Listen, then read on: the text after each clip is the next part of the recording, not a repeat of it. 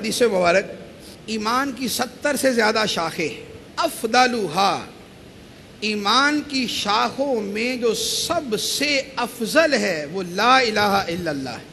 ہم میں سے کتنے ہیں کہ جنہوں نے اس لا الہ الا اللہ کو وظیفے کے طور پہ، ورد کے طور پہ، ذکر کے طور پہ تھاما ہوا ہے؟ تصوف کی فیلڈ میں جو اس کا سب سے کم فیگر ہے، تعداد ہے، وہ 6000 ہوتی ہے۔ اتنا پڑھا جاتا ہے تو یہ ذکر اندر اترتا ہے، یہ دل کو کھولتا ہے۔ جو کشف کا ہے، جو انکشاف ہے، جو فراست مومن ہے، تو وہ اس کے پڑھنے سے، اس کے تکرار سے اور اس کی مواظبت سے وہ حاصل ہوتی۔ تو اب ہم لا الہ الا اللہ کتنا پڑھتے ہیں آپ دیکھ لیں۔ دوسری شاخ فرمایا ادناہا، جو سب سے نیچے والی شاخ ہے، اماطۃ الاذی عن الطریق۔ راستے میں کوئی پتھر ہے، کوئی روڑا ہے، کوئی چپل ہے، کوئی ایسی شے ہے جو آنے جانے والے کو ٹھوکر لگ جائے گی، کوئی تکلیف ہوگی تو اس کو ہٹا دیا جائے۔ اب تھوڑا سا ہم اس پر بھی غور کر لیں کہ ہم راستے سے تکلیفیں ہٹانے والے ہیں یا ڈالنے والے ہیں؟ ہم موٹر سائیکل وہاں کھڑی کرتے ہیں جہاں ہر آنے جانے والے کو تکلیف،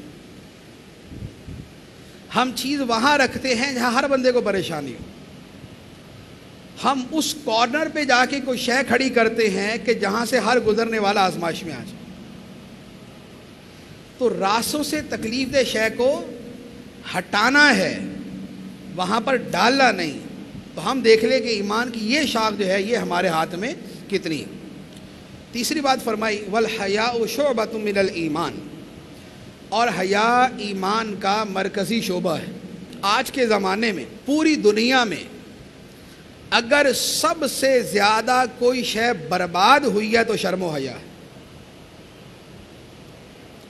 خیانت سب سے زیادہ نہیں ہوئی، امانت سب سے زیادہ دنیا سے ختم نہیں ہوئی۔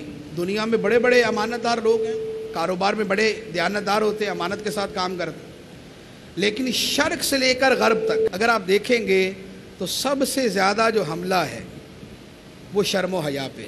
موبائل، انٹرنیٹ، ٹی وی، بازار، سینما، فلمیں، ڈرامے، ماحول، یہ سب چیزیں مل کر جسے تباہ کر رہی ہیں وہ شرم و حیا۔ اور نبی پاک علیہ الصلوۃ والسلام نے کیا فرمایا کہ ایمان کا مرکزی شعبہ ہے۔ مرکزی سے مراد یہ ہے کہ یہ ہے تو باقی ایمان بھی ٹھیک ہے، اور اس میں خامی آئی تو باقی شاخیں بھی مرجھانا شروع ہو جائیں گی۔ اسی لیے فرمایا کہ جب تجھ سے شرم و حیا ختم ہو جائے تو پھر جو چاہے کر۔